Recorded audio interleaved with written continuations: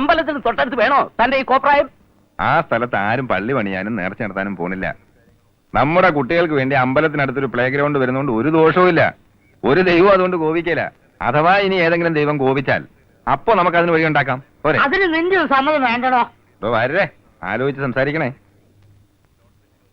എനിക്കിഷ്ടമുള്ള ഭൂമി ഞാൻ വാങ്ങും, തോന്നിയ ആൾക്ക് മറിച്ചു വിൽക്കും, പിന്നെയും വാങ്ങും, പിന്നെയും വിൽക്കും. നിങ്ങളാരും ചോദിക്കാൻ ഈ കുള്ളി എടുത്താ നീ തല ചൊറിയുന്നു.